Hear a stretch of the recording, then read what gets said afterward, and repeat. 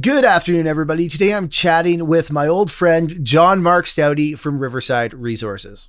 In this interview, we discuss Argentina's recent election results, where we saw libertarian Javier Milei get elected and the impact that could have for mining investors. We also discuss rare earths and why John-Mark is bullish on them. We get into gold hovering around $2,000 and why we may want to be bullish on it. And we also talk a little bit about Riverside Resources, which is a company that I'm invested in and am really, quite frankly, bullish on. I think that the company has a unbelievable cash position relative to their market cap. And when you factor in the fact that they have a $7 million cash position with an $8.5 million market cap, a whole bunch of royalties, and some really interesting mining projects, it seems like you're getting a ton of upside for something that trades at near cash value. All right, everybody, enjoy the interview. John-Mark, thanks for joining us today. Steve, great to be with you on the show. Now, John-Mark, I know you follow the international markets, particularly those with a mining focus.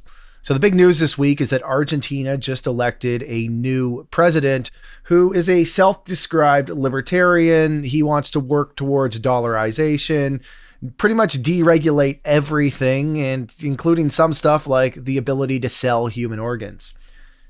What's your take on what's happening in Argentina?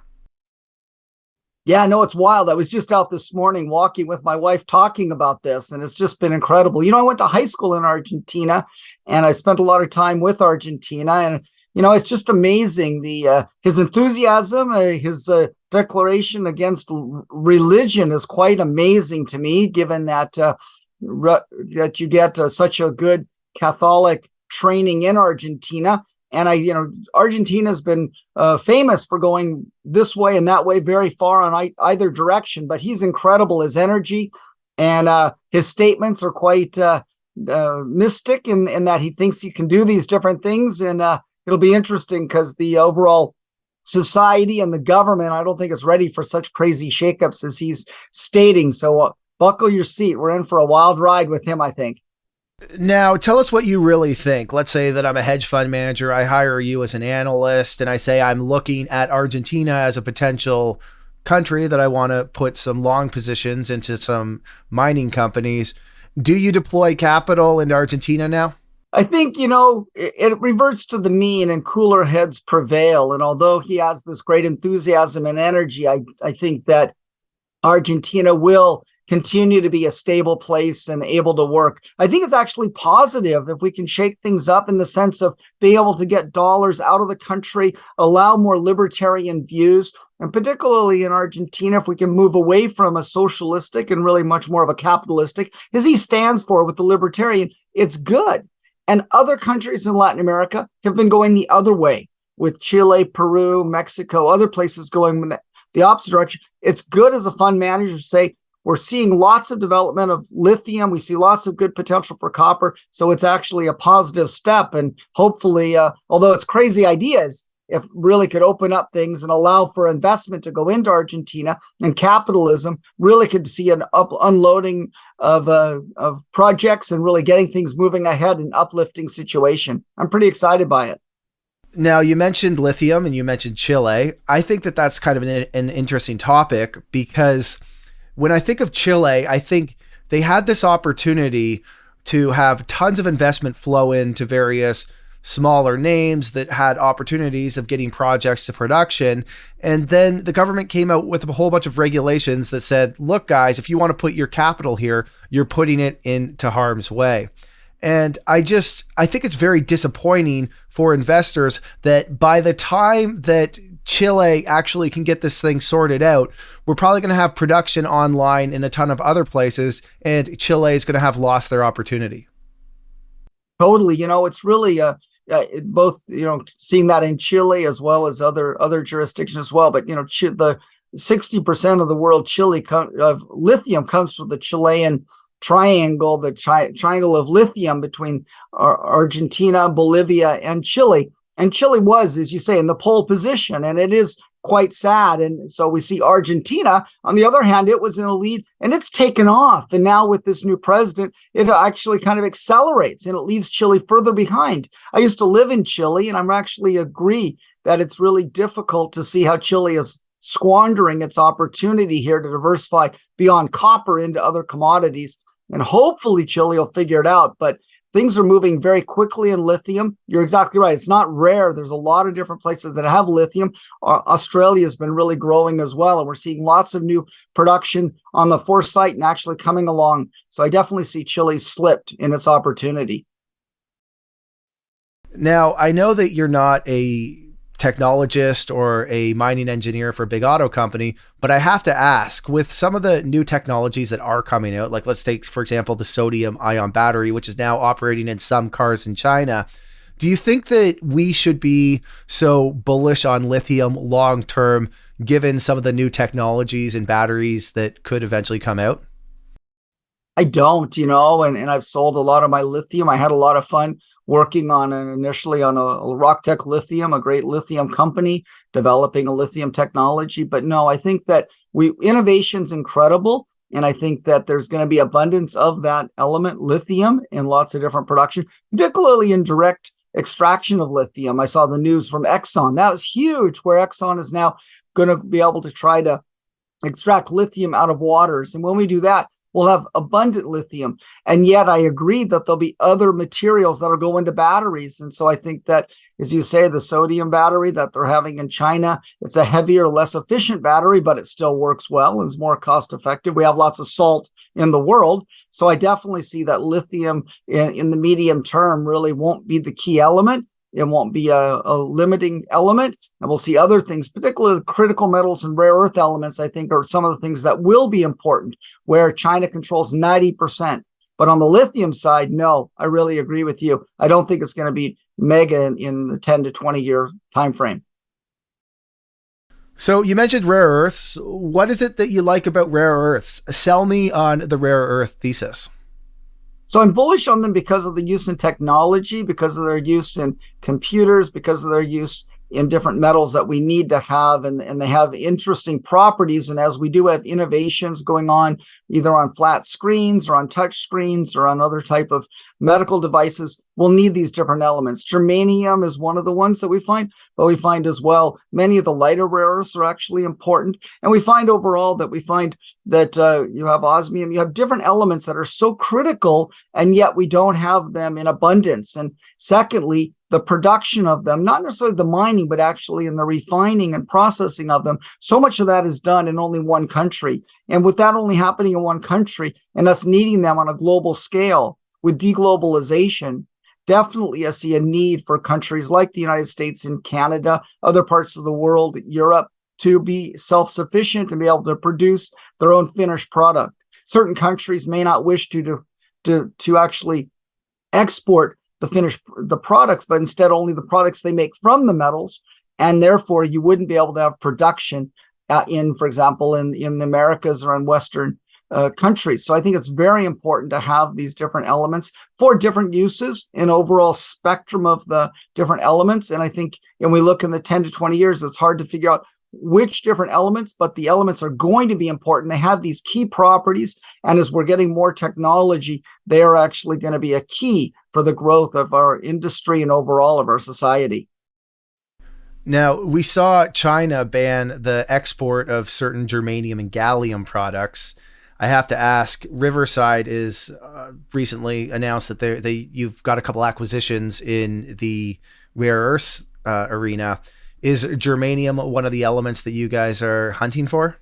It is. And I think you're exactly right. And I think if you look at the bigger picture, and nothing against China, but China has consistently been moving from, we're not going to export this item. Recently, it was graphite and talking about graphene and we're going to control, or we don't want to extract elements which take a lot of power. We want to send out finished products. So I think now germanium and gallium are two of the key elements, but in general, as I'm saying, there'll be multiple of them. Yes, the company I work at, Riverside Resources, we are looking at germanium and gallium, and we're looking overall for quite a few different of these rare earth elements, because we see that in the medium term, this is going to be vital. And if we can have them in stable jurisdictions where countries wish to support it. Today, I was reading the newspaper how in Canada, they're putting forth billions of dollars of support for developing of critical metals. And we need tens of billions of dollars. There's such a demand for this, and it's going to be so important. And so, yes, the projects we're working on, those are some of the elements that we're trying to get control of and make sure we have to help with future development outside of China. Now, I'm going to put you on the spot a little bit here. You probably don't want to put your neck on the line and talk about politics, but do you think that Canada could be doing more to help foster more investment in junior mining? We have a real fundamental challenge. The government is trying, but we need to figure out about our land access, about our land title. We have to figure out who owns the ground and what we wish to do, because currently we have multiple different people claiming rights and interests and slowing the development. Getting permits, being able to progress requires the country to declare that it needs to do it and wants to do that. We briefly mentioned about Argentina. In Argentina, here's a president who's saying, this is what we're going to do. They're going forward and they're doing it. And Canada has been very passive at the leadership. And that passive leadership has led a vacancy of development. And right now, the inability to get permits, the inability to build roads, the inability to put in infrastructure, the inability to have certainty and be able to know who really owns those mineral titles and able to do it, or if certain groups after you invest claim that they were not consulted or they don't agree, that's really making a difficulty for investment. It's really making a difficulty for Canada, which is the world's second largest country in the planet. But it doesn't have a lot of people. It's a great place to try to develop resources that can serve the planet. But if we don't take advantage of this opportunity now, we're going to miss it. Just as we were talking how Chile has missed the opportunity with lithium being in the pole position. Canada is in a pole position to develop rare earth elements, but it needs to not be blocked. It needs to move this ahead in clean, environmentally sensitive ways, but be able to act quickly and not let other countries pass by Canada this time around. We are on the pole position. Hope we don't blow it. Okay. I want to change gears a little bit more here. I know you guys also have a gold project. First, I got to ask you, gold is, at the time we're recording this, it's above $2,000. Now, we always like to use the analogy that it's like Charlie Brown kicking the football, waiting for it to get taken away and to do a land where Charlie lands on his back. What's your read right now on what's happening in the gold market? Well, I think, gold really goes up when there's a lot of uncertainty, and it's terrible what's happening both in the Ukraine, but also in Israel. Gold also goes up when we see the challenges to people looking at the economy and the currency. And we see that the currency is being challenged. The US dollar is being challenged now with China deciding to make agreements with Saudi Arabia to sell in other currencies, oil. And the de-dollarization, I think, is definitely affecting. So inflation is happening. And I think that gold price is going up. I think gold could easily make a move up to $2,500. You can see this nice trend, how it's breaking out to the upside and moves up, whether it's 2,200, 2,400, but definitely I'll have that. On the other hand, like Charlie Brown, it gets pushed back. So it'll move up and it'll get whacked back. And gold does that. And we'll see that often. I hate Fridays because on Friday markets are closing. All of a sudden, gold's often whacked down by central banks, all of a sudden selling and wanting to not show the strength of the gold currency. The United States and Western banks have been getting rid of gold, and Asia and Eastern countries have been accumulating, as well as India. And so that is a transfer of wealth. And so I definitely see that gold is a store of value, is used as a monetary aspect. And so definitely feel that gold is trying to make a move upward. It's very difficult to get physical gold. As a CEO, I'm commonly called, hey, can we get some gold? We'd like to buy some gold from you. Riverside, the company, we have royalties on gold, but we don't actually own the physical metal ourselves. But there's a huge demand for physical gold. And the gold price with ETFs and other derivatives is really limiting the upside of true physical gold. It's hard to get physical gold, and physical gold's at a big premium to the gold price. Riverside has, I don't know if you guys are actually breaking them into subsidiaries or not, or they're just projects, but you've got the Oaks Gold project in Ontario. What's the plan with that project? It's interesting. And so this past year, we actually expanded and built up additional projects, again, working with the local communities and staking. So we have the Oaks project. We also have the Pichette project. We have the Duck project. That puts together 3 nice gold projects that together in a nice belt where Canada is building its 3rd largest open pit gold mine. This is being built by Equinox Gold and Orion, with Ross Beatty as the big investor there. And they're putting in $1.3 billion. Riverside's Oaks project and Pichette project are to the east and west of this large mine. So what's happening for Riverside is mineral exploration. We move forward with drilling. We move forward with building out these bodies of mineralization that are adjacent to this giant gold mine. Giant gold mines, they always like richer feed, richer input as well. So if Riverside can find additional high-grade zones near this mine, the Geraldton Gold District, the Hard Rock Gold Mine, really makes the Oaks project, the Pichette project, Riverside's assets super, super valuable. And that becomes a takeout target, becomes a very interesting aspect. So Riverside could put that into its own vehicle, dividend that to shareholders, and that'd be amazing. We did that with Capitan in the past from Riverside, and that company took off, went up 2.5 times from the price at which we dividended that to shareholders, and we could potentially do that again in 2024. So Riverside's having a lot of fun with the belt and the gold potential. So one of the things I love about talking to you is that you can actually answer questions and you know stuff. I was chatting with Jay, the editor at the Deep Dive, about this, and I asked him, I go, how many gold mines have opened in Canada over the last 5 years? And I'm curious, do you know the answer to that? So it's interesting. So you have 2 parts to answer that.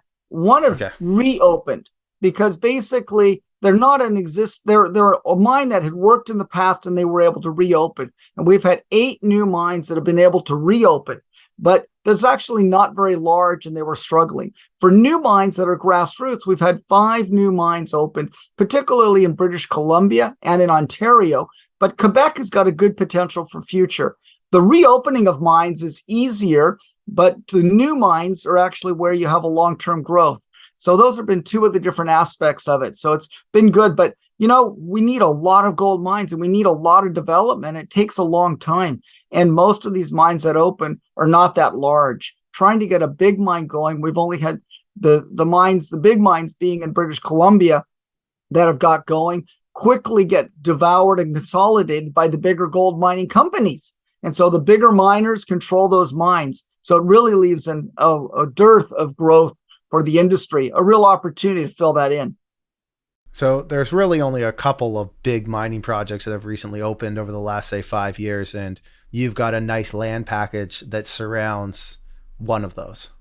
Exactly right. And we're lucky. Maybe you say lucky or good, but we were there before we saw that it was quite prospective. And Steve, I know we've had a chance to be on your show and we appreciate it. And we were saying 5 years ago, this is what we were doing. And so 5 years ago, we began to accumulate this land. And then 2 years ago, Equinox came and bought it out. And then just last year, they start to build this giant mine. So yeah, we were already identifying this as a very fertile region. We saw the potential. And these projects have been going for 20 years to get developed. They're not overnight. They take so long to develop. And we saw that and we said, this will be a mine. It is looking very economic. And so we went and got that ground. And so we were ahead of where the rest of the industry said, okay, this is it. We're building a good gold mine. And we're trying to do that now with rare earth elements as well, picking locations that in the future will become mines and in gold as well. But we were really lucky and on it in the Geraldton Gold Belt. So yeah, it takes a long time. And we were there before it became quite popular with the $600 million purchase by Equinox Gold, buying out Premier Gold Mines and Riverside being right there. So with our tiny market cap, we definitely see lots of good upside for Riverside. In Riverside, let me look this up right now. The current market cap, according to CEO.ca, is $8.56 million. Tell me how much cash is on the balance sheet. We have over 7 million cash on the balance sheet, and that's Canadian dollars, guys. So it's crazy, you know. I mean, I'm here in my basement suite working in my basement office, and then I'll go downtown, and yeah, it's just crazy. But we're very careful with cash. We've always had cash. We haven't had to finance, and we don't have any warrants and things like that. But yeah, it's just crazy, the lack of appreciation of the value of companies. So we have these projects adjacent to Geraldton Gold Mine, and it'll definitely be an unlocked value there. So I bought more shares last week in Riverside, and really see the potential myself in the company. And it's pretty scary how you can have so much cash and such a low market cap these days. No respect. Are there projects? So you got 7 million. So just so that people who maybe are new to Riverside are seeing this, you got $7 million cash. You got a bunch of royalties that have some sort of value, and you got a few really good projects that you could eventually either spin out or sell, and possibly even get royalties on those. And just the pure enterprise value of the company is less than $2 million.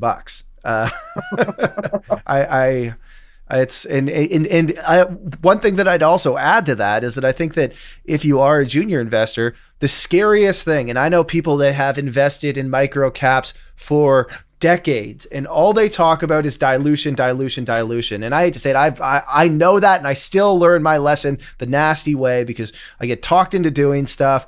And the thing that scares me the most, that I don't think most Canadian junior investors understand, is convertible debt. Convertible debt is a ticking time bomb because every CEO, all they care about is getting cash on their balance sheet, and they don't think, what happens in 3 years when I can't pay this back? Well, you're probably going to be looking at a massive dilution event.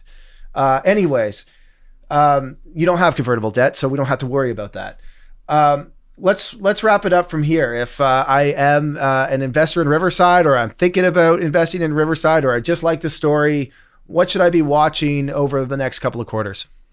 I think definitely watching Ontario, and if Riverside does put together this portfolio, we've now made a subsidiary company in Riverside called Blue Jay Resources, and we now have a website for it, and we'll go to shareholder vote early next year at our AGM. And the shareholders can vote if they agree that we have the potential for spinning that out or divesting that to our shareholders. That would be amazing.